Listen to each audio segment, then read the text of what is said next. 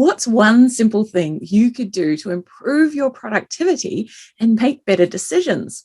In today's episode, we're going to talk all about the benefits of scheduling breaks into your day. Denise, I enjoyed reading Daniel Pink's book, When: The Scientific Secrets of Perfect Timing. It draws upon research from psychology, biology, and economics to reveal the best time to do various activities.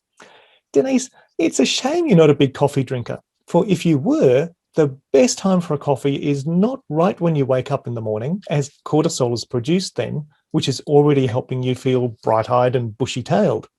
It's actually better to wait 60 to 90 minutes for the cortisol levels to begin flagging and then have a cup of coffee. About 20 minutes later, your energy levels will begin to rise again thanks to the caffeine. Yeah, no coffee, John. But as you know, I much prefer chocolate and the healing powers of the cocoa bean. Not only does dark chocolate have antioxidants, but it can also even reduce inflammation. Plus, it's a natural antidepressant. So it ticks all the boxes, John. Give me a break, Denise. Talking of which, that's what we really need to talk about today, taking short breaks during our working day. In the same book, Dan Pink extols the benefits of taking short breaks throughout the day.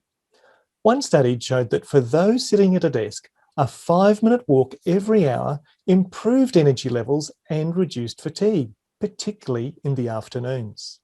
A study of Israeli judges showed that while they aspired to be rational and wise, they unconsciously became less favorable in their rulings as the day progressed.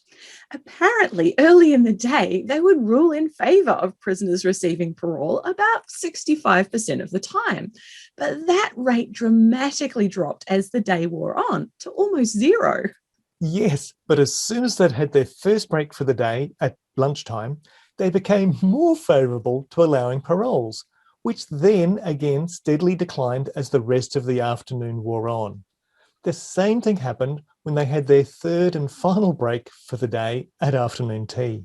What a bizarre story, John. I always knew food was important, but not that important. For the benefit of any disbelieving listeners, we'll include the details of the journal article about that study in the show notes. It includes a graph of the data, which very clearly shows the effect over time. That was really interesting, Denise. I wonder whether we can extrapolate from that and suggest that the sweet spot for asking a favour is straight after a break. Now that I think about it, if I'm going to ask a favour of someone, I usually do that earlier in the day, as I found that people are more receptive then. I was thinking it was that people get increasingly overwhelmed as the day goes on and are therefore reluctant to take on an extra task. But maybe it's about the food. That makes sense, John.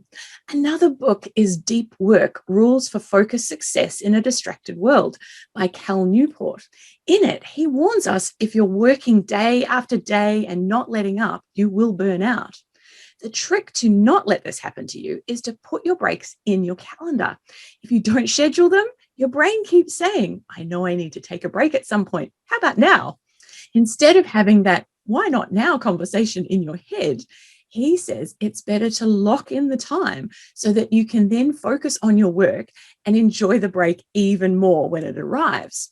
This refers to both small breaks during the day and also holidays. It's good to schedule them so that you know when they're coming and you can really look forward to them.